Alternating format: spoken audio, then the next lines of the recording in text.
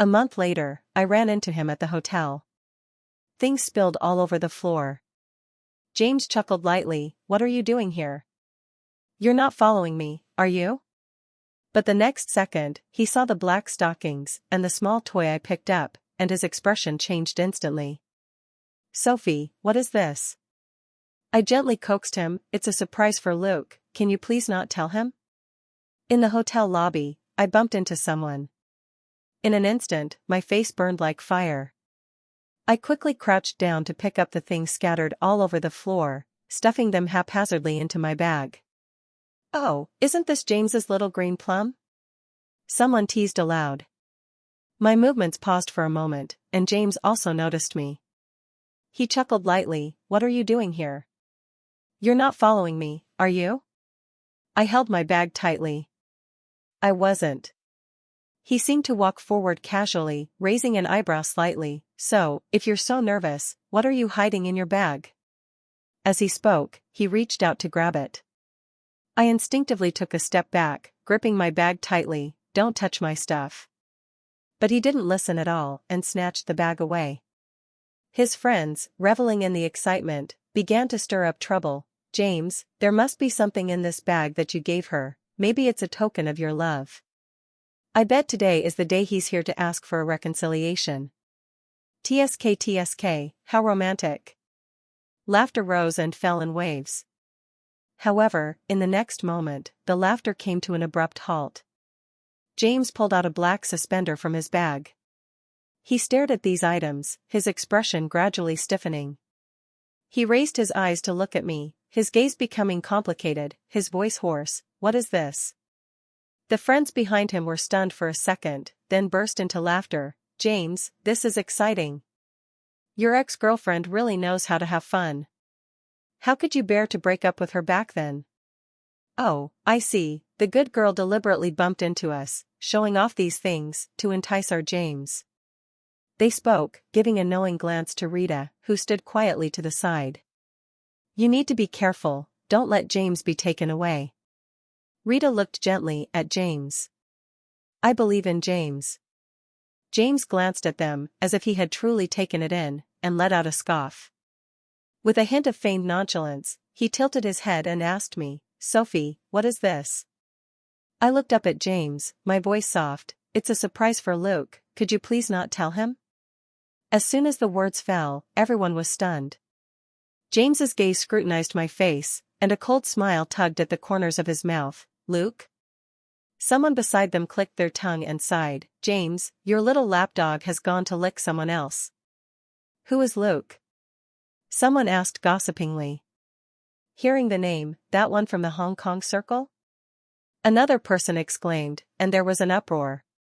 I remembered that only James among us knew him. He came to James's birthday last time. James tugged at the black silk in his hand, his thin lips slightly parted. "You have no connection with Luke, can you at least think before you lie?" A month ago, there was indeed no intersection. At that time, James and I were still the most perfect couple in everyone's eyes. Everyone thought we would get married sooner or later. I thought so too. Both families had started to urge us to marry, saying that it had been long enough. I was filled with joy, thinking that this year's New Year's Eve dinner would be a great opportunity for both sides to get engaged. However, no one expected that James would turn around and bring Rita home. When I pushed open the door to James's house, I saw a pure-looking college girl sitting on the sofa where I usually sit. She sweetly called out uncle and aunt, and my mind went blank. The Jiang family parents were clearly stunned as well. Everyone's gaze was fixed squarely on James. He said slowly, Xin, my girlfriend." Then he naturally took Rita's hand and walked towards me. "Come, let me introduce you to my buddy, Sophie. We grew up sharing the same pair of pants, right, Sophie?" He laughed meaningfully. I trembled all over, and finally couldn't hold back my tears, running out crying. He followed behind me. I thought James came out to comfort me. "James." I choked on my words as I called out to him. I hoped he would tell me that this was just him teasing me, playing a joke on me. For the past 10 years, he has always been like this, trying every way to make me cry, and then coming to comfort me. But he said, Shin is much more interesting than you, she wears black stockings for me. After sleeping together for 10 years, I'm already tired of it. You don't really think I want to marry you, do you? 10 years of feelings, and all I get from him is that he's tired of it. We have known each other since we were 8, and we got together at 18. Now we are 28. Since we have long grown tired of each other, what does these 10 years mean? I cried and asked, then why did you pursue me, why have we been together for 10 years? He shrugged, looking indifferent. There's nothing I can do, my mom likes good girls like you. Dating you is fine, but marriage is out of the question, so I found Shin. Rita came out and stopped in front of me, quietly apologizing. I only felt she was being hypocritical and cried out, you know he has a girlfriend, yet you still cling to him. You're not a good person either. James pulled her behind him, putting on a protective stance. He frowned and said, if you have something to say, come at me, don't scare Xin. I watched him protect her, and in a daze, I recalled those years. We were still in school, and he had once stood in front of me like this. Protecting me. I was bullied and locked in the bathroom. A bucket of dirty water was poured all over me. That day, I was let out very late and went home to cry my heart out. James was so anxious that he couldn't eat, and after some twists and turns, he finally found out what had happened to me. That afternoon, he gathered a group of people and locked the girls who had bullied me in the bathroom. He even poured a bucket of dirty water from the roadside over them. No matter how much they begged for mercy, James wouldn't let them out. Some people said, knowing that the Jiang family has power, I will report to the Education Bureau tomorrow. James smiled coldly. When I took action, I never thought about retreating unscathed. What I want is for this matter to spread throughout the school, so that none of you dare to bully Sophie again. On the day he was expelled, Uncle Jiang chased after him to hit him. When he saw me, his body was covered in bruises, yet he stubbornly stood in front of me. It had nothing to do with Sophie, you can hit me, but not her. At that time, I never imagined that one day, someone I would go to great lengths to protect would end up standing on the opposite side of me. My world has completely collapsed. But fortunately, my world only fell apart for a little while. The streets were a blur of neon lights as I walked forward in solitude. In the inky clouds, a light drizzle began to fall. As the rain gradually intensified, a black Maybach came to a slow stop in front of me. The window rolled down slowly, revealing Luke's stern profile, his gaze calm and indifferent. James's little green plum, how did she end up out in the rain? Had she quarreled with her boyfriend? I hung my head, my voice trembling slightly. I don't have a boyfriend anymore. He glanced at me, his voice cutting through the night rain, laced with a hint of subtle mockery. It was as if he knew something, yet deliberately chose not to make it clear. You and he are simply not on the same path. I was taken aback for a moment, did not respond, and turned to continue walking forward. However, his voice rang out again, if you don't want to get caught in the rain, get in the car. Oh, I forgot, you're a good girl, you probably wouldn't dare to get into a stranger's car. Hearing the words, good girl, I paused in my steps. He leaned against the car window, his long fingers playing with an unlit cigarette. His gaze, half smiling yet not, rested on me as if waiting for my reaction. I took a deep breath, my clenched fingers gradually relaxing, and turned to walk towards the car. The moment I opened the door, his indifferent expression softened slightly, and a barely noticeable flicker passed through his dark eyes. I dared. I stepped into the car and closed the door. Luke stared at me for a moment, a playful smile curling at the corners of his mouth. He turned to the driver and instructed, let's go. That was how my connection with Luke began. Rita, who had been watching the commotion for a while, came over and hugged James. Even Sister Sophie was playing so wild. James, are you really willing to let her go? James's dark eyes fell on me, a hint of a smile playing at the corners of his mouth. Bringing these things over to please me isn't enough. Sophie, will you use them? I shook my head, I really can't, but I can try with Luke. It was with Luke that I first tasted the flavor of love. Once I had a taste, I found myself wanting to try different experiences. It's very different from before. In the past, I acted so hard to take care of James's pride. James looked around. Still stubborn, huh? Then I'll just wait here with you to see if Luke shows up. I held my bag and said nothing, but my eyes kept glancing at the door. Sigh, I could have arrived at the hotel early and dressed up to surprise Luke. I didn't expect to be intercepted by James. James and Rita kissed as if no one else was around, and as their passion deepened, they became more intimate. I turned my back. Someone laughed. It's not like I came here for James, but look, I'm already feeling jealous. Alright, James, you two can go do the rest behind closed doors, I can't bear to watch. Behind me, James's voice became a bit hoarse, tinged with a hint of satisfaction. It's been so long, where's your Luke? As soon as the words left my mouth, a figure appeared at the door. My eyes lit up. He's here. Luke walked in slowly, his black coat slightly parted. His cold gaze swept over, leaving James and the others stunned. My God, Sophie really invited Mr. Liu. President Liu's gaze at her is so special. Could it be that she's really gotten involved with President Liu? My goodness, the good girl is quite capable. Luke walked straight up to me, slightly lowering his head, his voice cold. Have you been waiting long? No, I just arrived. Then why didn't you go up? I looked at the stunned James beside me. Luke's indifferent gaze swept over.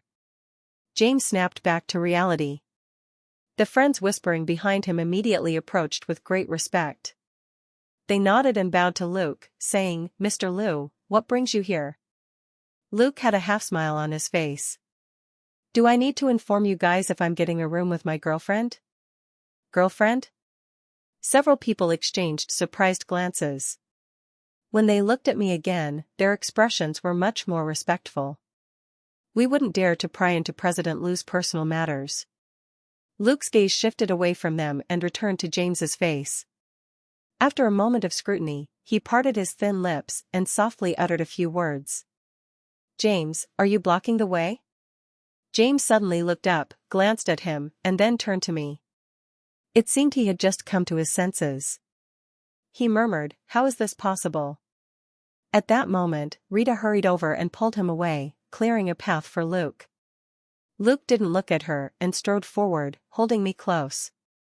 What is so precious that you keep holding it? I hugged my bag even tighter. Originally, I wanted to surprise you. He glanced at me, then at the bag. A smile flickered in his eyes. I'll go take a shower first. I blushed and agreed. Just then, James's voice rang out inopportunely from behind me. Mr. Liu, Sophie is very dull, like a dead fish. The things in her bag probably won't be of any use. They are just like her, pretty but useless. James seemed like a different person, his words dripping with bitterness. The color drained from my face in an instant. How could I have been with such a tasteless person for 10 years? Every time we fought, I would actually go and make up. These 10 years have truly been a waste. I gritted my teeth and wanted to fight back. A hand suddenly pulled on my shoulder. I fell into Luke's arms. He took me into the elevator, pressing my face against his chest. Out of the corner of my eye, I caught a glimpse of James and his group also entering the elevator. James glanced at me, his gaze slightly heavy. I had just lost my composure. I hadn't properly spoken to Mr. Liu. Luke said lightly, it's better to say less, too many words will lead to mistakes. James, as if he didn't understand, continued to speak to himself, I really didn't expect that the woman I didn't want would actually climb up to someone like our General Liu. However, Sophie is quite dull, and I fear that Mr. Liu won't have a good time. I've been teaching for 10 years and still haven't managed to teach her. As soon as the words fell, a malicious laugh echoed from the elevator. I trembled with anger. I had followed him for 10 years. We could have parted on good terms, but he chose to say these things to disgust me. James, I hadn't finished speaking. A gentle hand rested on my head. It was as if to soothe me, giving a light pat. My anger dissipated by more than half. Immediately, Luke chuckled softly, James's skills are really lacking. But with me, she's quite adept. As I stepped out of the elevator, I glanced up at James. I caught sight of the smile on his face fading, his eyes suddenly flickering. He clenched his fists, his gaze darkly fixed on the backs of Luke and me as we walked away. The next moment, the elevator doors closed, completely isolating me from him. When I got to the room, just thinking about what was to come, I blushed. Luke lowered his head, his voice tender. Why is your face red again? Have you turned into a little monkey? I shyly cast my eyes down and whispered, I prepared a surprise for you. His eyes darkened, his Adam's apple moved, and a smile couldn't be contained. Well, you get ready first. I'm going to take a shower. As soon as the sound of water from the bathroom started, I began to change my gear. In another suite of the hotel, James sat on the sofa with a cold expression, enveloped in a layer of gloom. His friends didn't notice his emotions and sat down beside him, laughing as they said, Sophie is no match for Rita, no matter how Luke tries to teach her, she just won't get it. But why do I feel that the little wildcat I raised myself is the most enticing? Don't tell me, is Sophie already in bed with Luke at this moment? Before the words had left his mouth, with a loud crash, the ashtray on the table was violently swept to the ground. The friends were stunned, looking at James in confusion. Rita, wrapped in her bathrobe, was startled and quickly sat down beside James, nuzzling against him like before. James, are you feeling down? Let's go back to the room, and I'll let you vent properly.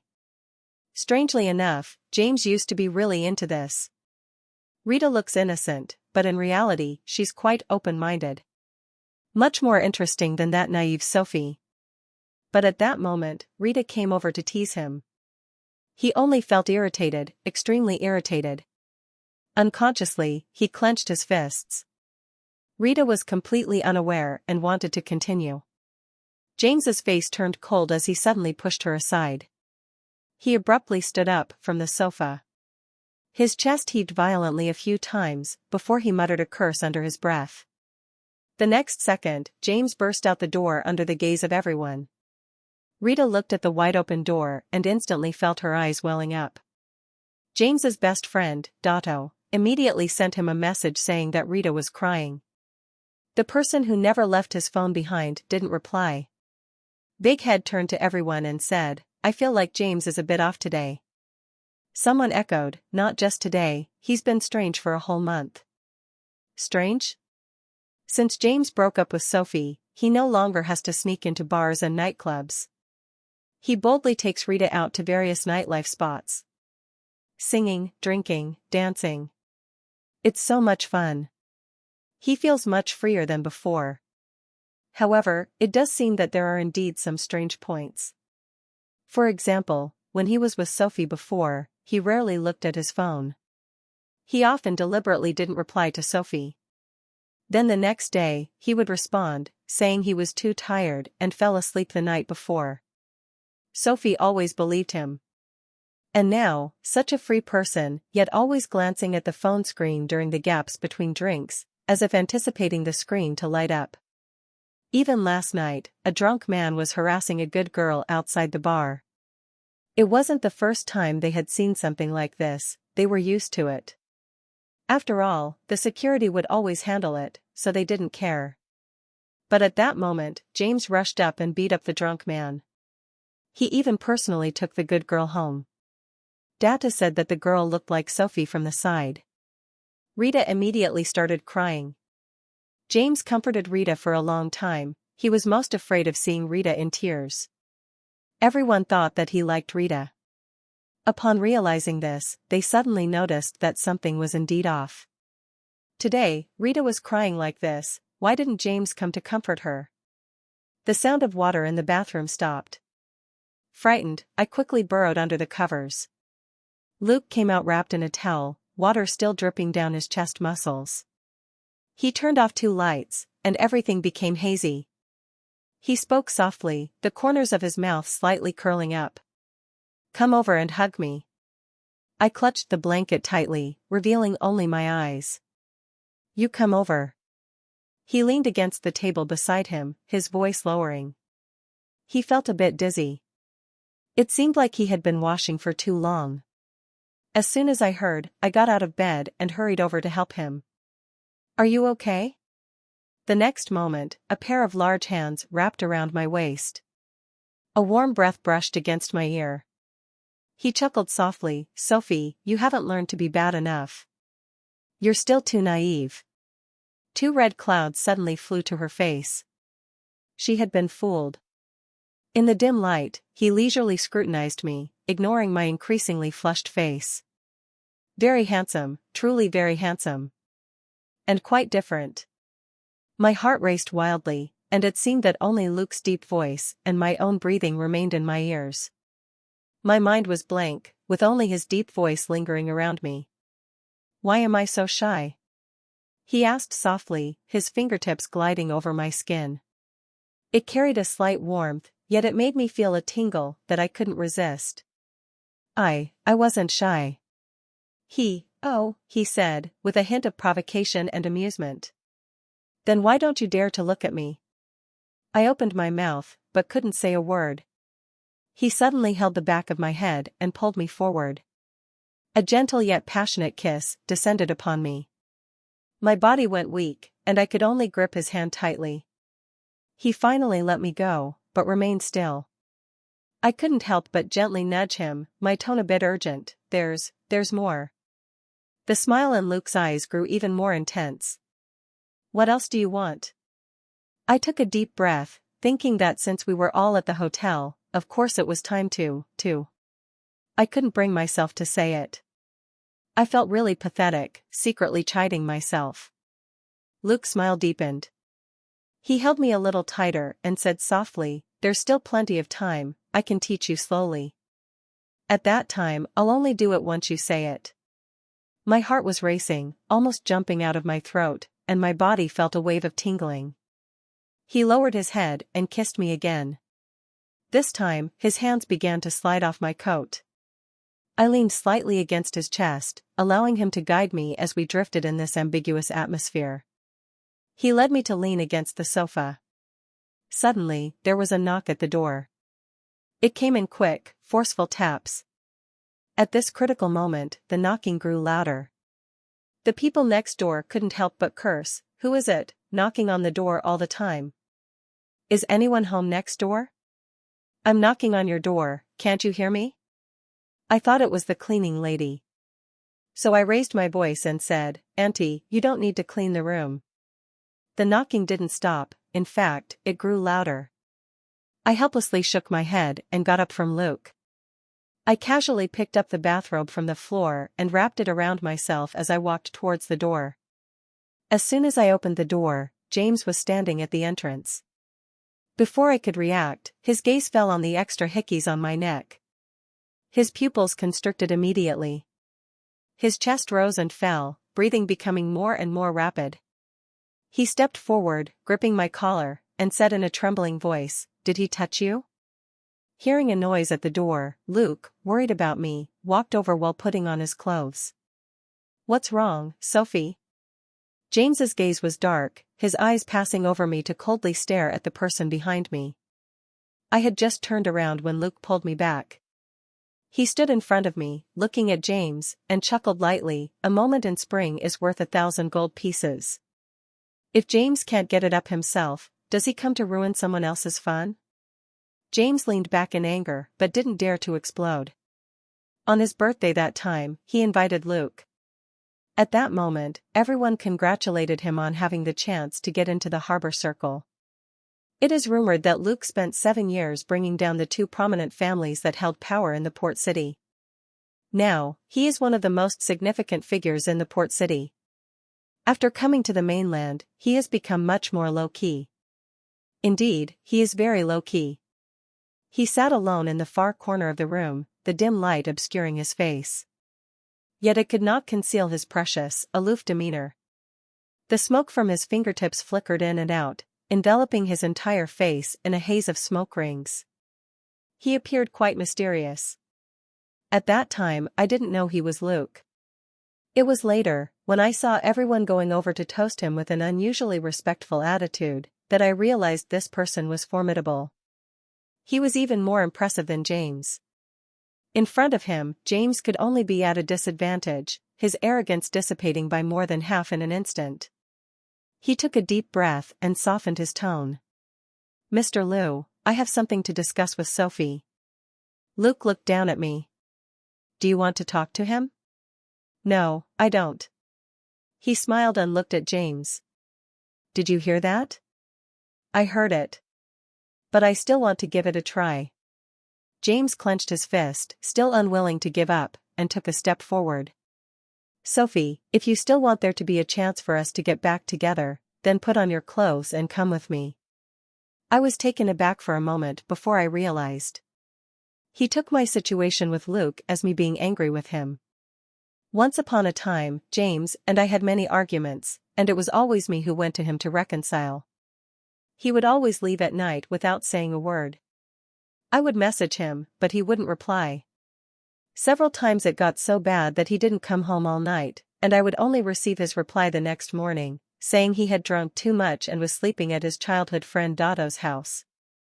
As soon as he got home, I couldn't help but ask him, "Why didn't you reply to my messages again? Why didn't you say anything before you went out? Why were you gone all night again?" He frowned, looking at me impatiently. "What attitude is this? I went out to socialize a bit, and you don't care if I drink too much and feel unwell, but you come at me right away?" My voice immediately softened a little. "But if you don't reply to me, if you don't tell me, I will worry about you. You didn't respond, and I couldn't sleep all night." He had no patience to listen to me and got up to walk towards the bathroom. Why bother with so much? Can't I just come back? It was so annoying to keep asking, "Do you want to argue again?" A sense of grievance surged up in my heart. Only silence remained. "Yes, we argue about this kind of thing every time. But as long as he can keep me informed and not stay out all night, it would be fine." These arguments could have been avoided. But he was unwilling and pushed all the blame onto me. Clearly, it was his mistake, yet I became the one who instigated the conflict. At that time I felt particularly wronged, but after crying it out, I would remember the good times he had with me during our school days. I would go back to him to reconcile. It was always like this, except for one time when he took the initiative to reach out to me. At that time, he was seen by my friend at the bar with another girl. When I saw the photo, my eyes burned with pain. Once, he went out to a class reunion. Every time, he would report back to me, and I told him I trusted him, so he didn't need to tell me anymore. He insisted on telling me, and even sent me photos. "Sophie, I have boys on both my left and right sides. I like it when you keep an eye on me, so please don't stop me from reporting back." At that time, those who were afraid I wouldn't care for them now resent me for caring too much. Those who kept their distance from girls back then are now secretly getting close to other girls without telling me. In my youth, I did not understand what it meant for human hearts to be fickle. Now, having truly experienced it, I realize the bitterness within. A friend urged me to go out and clear my mind, and he ordered 2 male models for me. Then he secretly took a photo and sent it to him, saying I have a new boyfriend now. James admitted his mistake to me for the first time. Later, he somehow found out that the 2 guys from that day were male models. He got into another argument with me over this matter, using this tactic to force him to back down. He said he wouldn't be fooled again. This was the first time and the last time. So now, he feels the same way, that I am playing the same old tricks. He took a deep breath, suppressing his anger, and forced out the question, "What act is this again?" Luke stared at him. "We are not acting, what you see is the truth." James didn't believe it, his gaze stubborn, fixed on me. "I don't care what tricks you want to play this time, in any case, that's enough. I've come to find you, so it's time to stop while you're ahead." Before I had a chance to respond, he spoke again, his voice trembling slightly. "As long as you tell me that you brought President Liu here to put on a show for me, I will forgive you." This month with Luke has made me realize how beautiful a normal intimate relationship can be. No matter how high his position, no matter how capable he is in front of others, his thorns and knives are all directed at outsiders. When it comes to my woman, I am always gentle and indulgent. I can act spoiled with Luke. He always indulges me. I can also call him up in the middle of the night on a whim to play hide and seek. He complains with his mouth, but he ends up having a great time playing with me. The couple jokes I saw. Luke wouldn't think I'm childish. He accompanies me in everything that makes me happy. It was only later that I realized this is what being in love is. This is the normal way for couples to interact. Moreover, he cooks so well late at night. It was the first time I had a full meal, a good meal. These are experiences I had never felt before. Now I have them all. How could I possibly go back? I took a deep breath, trying to calm the turmoil within me. Then I looked into James's eyes. The one who did wrong was never me. Once, when I was young and had only dated you, I didn't understand what PUA was. But now I understand everything, so I won't get back together with you. He seemed taken aback by my cold tone, momentarily lost in thought. However, he quickly regained that stubborn defiance. You come with me first. We can talk about it when we get back. Luke raised an eyebrow slightly at the words, his gaze sharp yet indifferent. James, are you trying to undermine me right to my face? His tone carried a hint of mockery, but the coldness in his eyes made James flinch for a moment. I just had a misunderstanding with Sophie. I wanted to explain it to her. I emerged from behind Luke and walked up to him. James's eyes brightened for a moment, then dimmed again. I said, I will never go back with you. You and I can never return to the past. It's impossible. James's face suddenly turned pale in that instant. His eyes widened as if he couldn't believe I would say such a cold remark. I have set aside my pride and come to you in a good-natured way to offer you a way out. I've done this much, and you can't show me a bit of kindness? I nodded slightly, my voice firm, absolutely. James suddenly laughed. He resolutely left. I was just afraid you would leave me and seek death, which is why I gave you this way out. If you don't want it, then forget it. In fact, I never liked you anyway. James left. Luke made a phone call. He said, let's get to work. After hanging up the phone, he held me. Do you still have the mood? I shook my head. James is really a buzzkill. Luke didn't force me, he brought my clothes for me to put on. As I untied my bathrobe, I saw his eyes darken. Those eyes, like a cold pool, clearly rippled with emotion. He coughed softly, his legs casually spread apart, hands resting on his thighs, lost in thought. Sophie, it's always inconvenient outside. Are you still unwilling to come home with me? If it weren't for James causing a scene today, I might not have seen my own heart. At first, when I was with Luke, it was to rebel just once. I am immersed in the pleasures of love between men and women. I only regard what happens between him and me as a mutual pastime, even if he has told me that he likes me. Half a month ago. Late at night, it rained heavily, and the begonia outside was bent over. He asked me repeatedly, Sophie, are you feeling okay? I was tormented to the point of softly crying out. Comfortable, so comfortable. He dropped a kiss and sighed in my ear. If it feels good, please don't leave me, okay? James doesn't like being obedient, but I do. In that moment, I was truly shaken. But it wasn't until today that I realized I actually have feelings for Luke as well. He came before me. The man, standing at 1.80 meters, crouched down, took my hand, and placed it on his face. His voice was cool and gentle. Come home with me, okay? Okay.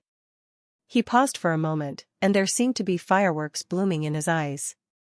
After that day, the news reported that James had been beaten up. Photos of his bruised and swollen face were widely covered by major media outlets. As a result, James didn't go to the office for a long time. The stock of Jianglu Group also dropped significantly. Later, I heard James begging Luke for mercy at the door of the study. Luke said, "I can let you go, but stay away from Sophie." That was when I realized he was actually standing up for me. This was the last time I heard anything about James. In the blink of an eye, half a year has passed, and James really hasn't disturbed my life again. Luke and I have decided to get engaged. My best friend Ningjing accompanied me to choose the engagement dress. She gossiped all the way and then asked, "So you and Luke don't argue?" I thought carefully for a moment, and actually, we really don't. Sometimes he was too busy to spend time with me, and I originally wanted to be angry. But when he came back, I saw how handsome he looked, and my anger faded away by half. Then he took off his clothes and made a delicious meal, and I helplessly fell for him. Ningjing heard a hearty laugh. All right, I'll let you enjoy the good stuff." When I walked out in my formal dress, a person who was usually carefree and casual was for the first time tidying my skirt like a mature adult, chattering away at me non-stop. I accepted it all and embraced her. "Thank you, Jingjing." She was taken aback for a moment, then punched me lightly, her voice a bit choked. "What are you doing? You're not even married yet, and you're putting me through this." "I'm fine, but you want to make me cry, right? Sophie." She rambled on for a long time, then suddenly called my name seriously. "You must be happy." 7 months after breaking up with Sophie, James was as usual. Except for going to the office less frequently, he had become a bit more playful. Every day, he took a group of friends out to have fun, and Rita was still by his side. On Valentine's Day, he drank too much and leaned against the sofa, feeling dizzy. He heard someone ask Rita, "What gift did James give you?" Rita smiled and gently shook her head, "I don't know either." Then, the woman's lips, laden with a strong scent of powder, kissed him. The perfume was so pungent that it made him feel a bit nauseous. Instinctively, he pushed Rita away, and almost immediately, he began to vomit. In a daze, he remembered that clean and tidy girl from the past. She smiled gently, her clothes always neat and tidy. There was always a pleasant and reassuring scent of soap about her. When he drank too much, leaning on such a shoulder, he would sleep soundly. But him. It seemed he hadn't felt that sense of security for a long, long time. After Rita cleaned him up, she asked, "James, what about the Valentine's Day gift for your partner?" James pulled a ring out of his pocket. "Haven't you been looking forward to this for a long time?" The people around began to stir, laughter and jokes mingling together. "Oh, is this a proposal? Rita, aren't you going to hurry up and accept the ring?" Rita was stunned for a long time and didn't take it. She wanted to marry a rich man. In her senior year, she took a part-time job at a high-end club and immediately set her sights on James. At first, she received many expensive gifts. Later, she discovered that James was an empty shell. The Jiang family's business had long been on the decline, and James, as the sole heir, spent his days idly, playing around everywhere. He could no longer come up with much money. She planned to make one last score and then leave him. How could she possibly marry him? She chuckled dryly twice. "James, the ring is not what I like. How about you just give me a house and a car instead?" James's voice sounded slightly tipsy, yet surprisingly calm. "Isn't this what you wanted the most?" How could he possibly be mistaken? In his memory, that girl had always been waiting for him to propose. She had said that she hoped to receive a ring this Valentine's Day. He had brushed it off at the time, thinking how could he possibly buy her such a thing. But a few days ago, he got drunk and, in a moment of impulse, ordered this expensive diamond ring, which he had kept with him ever since. "James, what you mentioned before, wanting a villa in the countryside. No, what you want is this, I won't be mistaken." James is convinced that Rita just wants the ring. She just wants to marry him. His eyes gradually became frenzied, filled with terrifying obsession. He repeated over and over, "This is what you wanted, I've given it all to you, I have already satisfied you." Rita had never seen him like this before, and she quickly tugged at the big head beside her. Big head, you need to see what's wrong with James. The big head, who took everything in at a glance, let out a soft sigh. He sat next to James and said just one sentence. James fell silent, staring at the big head. He turned red-eyed. What Dotto said was, James, she is not Sophie, she is Rita. James went to the bathroom and looked at himself in the mirror. He suddenly felt incredibly unfamiliar. The reflection in the mirror shows a bit of dark circles under the eyes, and there is stubble on the chin with a bluish tint. He realized belatedly that his former self seemed to have been well taken care of. After coming out of the bathroom, he noticed that Rita's expression was somewhat unpleasant. Rita said, James, I don't want to be with you anymore. Her words had a playful tone, and the old James would have pulled her into the room for a good talking to. Then he would take her shopping, letting her buy whatever she wanted. However, the current James listened and nodded calmly, his tone carrying a hint of relief. That was exactly what he meant. James took out a card and tossed it at Rita's feet. Inside was 5 million, take it and roll. Rita had long been hoping for one last score. She left joyfully. After she left, James felt a long-lost sense of ease. The others nearby also understood. It turned out that all this time, what James liked was never Rita. He thought for a moment and casually asked Lisi beside him, Hey, how has Sophie been lately? Lisi casually said, Anyway, I won't bother James again. He paused for a moment, glanced at Rita's back, and said, But to be honest, the women outside are all after James's money, while Sophie is truly sincere. This sentence struck James like a knife. He didn't want to recall it, but her image kept surfacing uncontrollably in his mind. Sophie always liked to wear white t-shirts and white skirts. The first time they confirmed their relationship, it was with a white shirt dress. When he kissed her, Sophie's face turned as red as a peach, beautiful and tempting, making one feel pity for her. Everywhere he touched, she could feel herself trembling. That day, her eyes were red from crying. You have to take responsibility for me. I will definitely take responsibility for you. She curled up in his arms, so obedient it was almost unbelievable. Sophie liked him, very much, very much. She had a good temper and was well behaved, which made him underestimate her all along. In these 7 months, he gradually began to see. The girl who appeared so fragile on the outside actually possessed such a strong will within. For 7 consecutive months, she had not contacted him even once. Big Head said that one of the two people has to give in. If both sides fall into a cold war, the relationship will truly break apart. James stepped out of the bar, the wind outside blowing away some of his drunkenness. He took out his phone, thinking, just give Sophie a nod this once. She must have been waiting for this moment for a long time. He wasn't sure if doing this would spoil her. Luke had warned him not to contact Sophie anymore. But he never said that Sophie wasn't allowed to contact him. After much hesitation, James decided to make a call and hang up, hoping Sophie would return the call. This was his last chance for Sophie. If she still didn't get the hint and didn't call back, then sorry, James would not reconcile with Sophie again. However, 10 minutes after the call ended, no one called back. James frowned and thought for a long time. He dialed the second number, and this time he didn't hang up. But no one answered.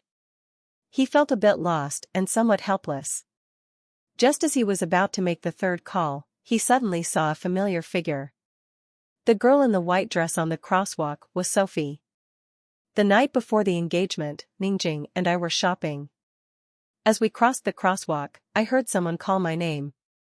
I turned around, but all I saw was a white car speeding by.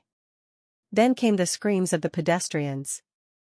Everyone rushed over, shouting, "Call an ambulance, there's been an accident, oh my God, this person is bleeding a lot." Sophie wanted to walk over and take a look. But Ningjing grabbed her and said, "Don't go look, it's bad luck." "But I think I heard someone calling me." "It must be your imagination."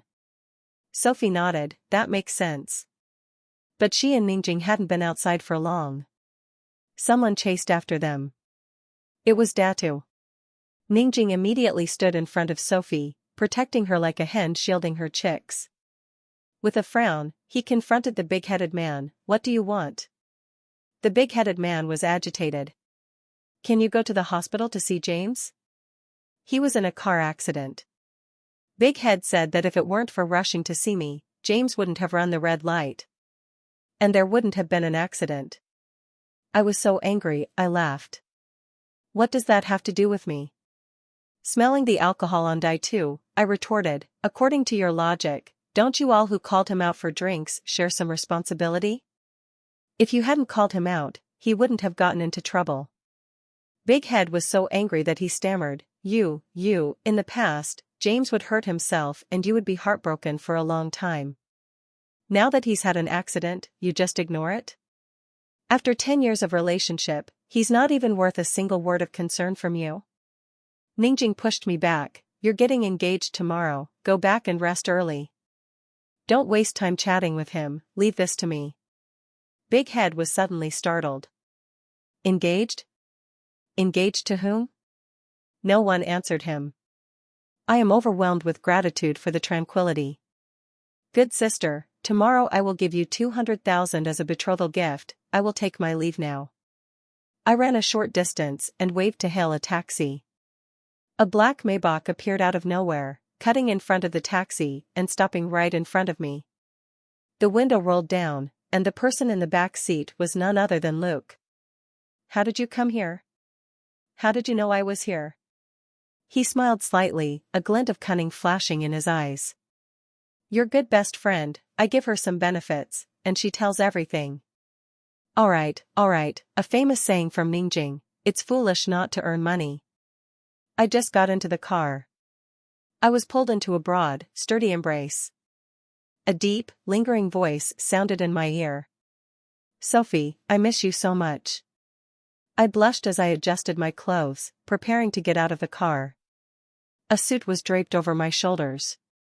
After getting out, I stumbled slightly, losing my balance.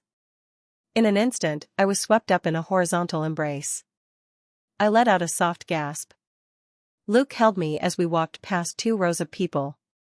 He lowered his voice, "Knowing that your legs are weak, I'll carry you home." I was so embarrassed that I hid in his chest and wouldn't look up. At the engagement banquet, toasts were exchanged. Luke and I received everyone's blessings. Amidst the laughter and cheerful chatter, a voice filled with anger suddenly rang out. "Sophie." I turned my head and saw Big Head storming in with a face full of anger. "James is seriously injured because of you, yet you are here laughing and chatting. How can you be so heartless?" In an instant, all eyes in the venue were focused on us. Ningjing pushed through the crowd and immediately stood in front of me, coldly saying to the big-headed man, "Get out of here quickly. If you don't leave, I'll call the police." Big Head was not afraid at all, gritting his teeth as he said, "So what if we call the police? James is deeply in love with Sophie, but this woman is so cold-blooded right now. I really feel sorry for James." Luke glanced at the assistant beside him. In the next moment, the assistant, the bodyguard, and Ningjing, together, forced the big-headed man back to the door. But Dai too was very strong and was still struggling. All the bodyguards surrounded him. At that moment, Big Head suddenly shouted loudly, "James, hurry up. I've brought the person over." In the most inconspicuous corner sat a man. He cast a deep glance at the big-headed one, then leaned on his cane and walked towards me. His steps were slow and laborious, yet he carried an air of stubbornness and determination.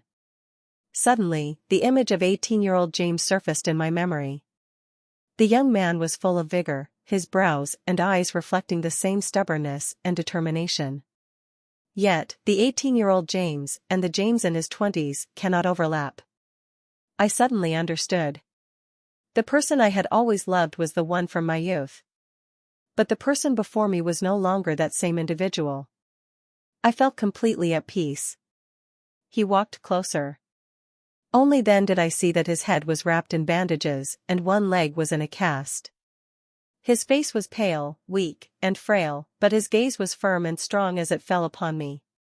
He opened his mouth, his voice dry and slightly hoarse, if I hadn't done those things, would it be us getting engaged today? He smiled at me. I hadn't seen such a gentle James in a long time. Since we stepped into society, from the age of 22 to 28. In 6 years, James has already changed beyond recognition. The James in my memories is impatient with me, is perfunctory, is indifferent. We haven't sat down and had a good talk in a long time. In the past, I hoped that he could be a little nicer to me, even if it couldn't be like before. At least if it were slightly better, I would be happy. Now he has finally changed his ways, but it is already too late. I have already passed the time when I needed him the most. Now, by my side, I have a good man accompanying me. I looked at him and softly said, "You should go back." He shook his head, a smile still on his lips, but the smile was so pale and weak. "Sophie, that day you asked me if I loved you, I said I didn't. I regret it. In these days without you by my side, I finally realized. I love you very much." He emphasized the last 4 words, his voice trembling slightly. He looked at me with eyes full of pleading and eagerness. But I simply said calmly, "If you really love me, then let go. Can you not ruin my engagement party, not destroy my happiness?" His forced calm shattered in that moment. He couldn't hold back, his eyes reddened. "Sophie, I can give you happiness. We were so good together before, have you forgotten? I know I was wrong, I truly know I was wrong, please give me a chance, I beg you to come back to my side." As the words fell, his tears could no longer be controlled, dripping into the dust. His body trembled incessantly from the effort of holding back. "Believe me, will you? I am willing to change for you, to give all my efforts for you. In the past, you gave me so many chances, why can't you give me one more now? I don't want to miss out on you, I truly love you." His voice carried an emotion that was almost on the verge of breaking. Once, I had long been soft-hearted. But when a person gets hurt too many times, they become immune. I had already let him go, given up on our future together. So there would be no slightest wavering. I took a deep breath and said firmly, "Absolutely not. James, it's over between us. Just go, if you really want to make amends, then please stop disturbing my life." James's gaze instantly became hollow, his lips trembled slightly, as if he couldn't believe I would say such a thing. Luke spoke softly from the side, "I think James has forgotten our previous agreement." His gaze was icy, causing James to shrink back slightly. At that moment, Big Head raised his glass and smashed it towards Luke. He missed, and the glass hit the wall, shattering into pieces, leaving everyone stunned. I looked at the person holding me in his arms, stunned for a moment. I quickly pushed him away. "Luke, are you okay?" I lowered my head and saw the scratch on the back of his hand. Blood trickled down from his hand, and my heart suddenly trembled, worry and pain surging up within me. I tightly held his hand, checking the inside of his wrist for any wounds. My anxious gaze swept over his injuries. Luke smiled and reassured me that it was nothing. I was completely focused on him. Unbeknownst to me, James stood by, his gaze fixed intently on my actions with Luke. For a moment, he might have thought of how I used to be just as anxious about him. He lowered his head and looked at the wounds all over his body. Then he glanced at me, nervously watching Luke.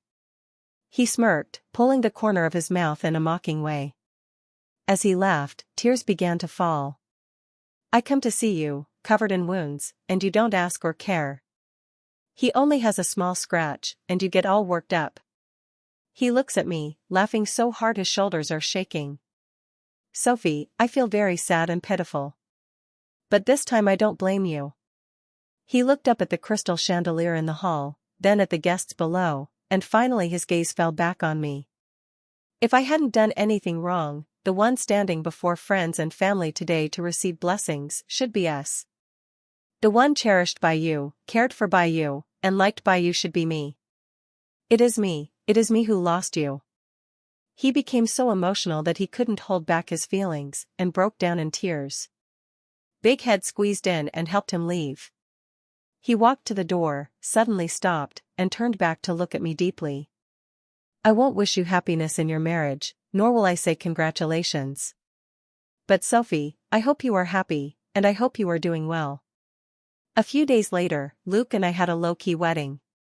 Originally, Luke wanted to make it a grand affair, claiming he wanted to give me a wedding more magnificent than Huang Daming's.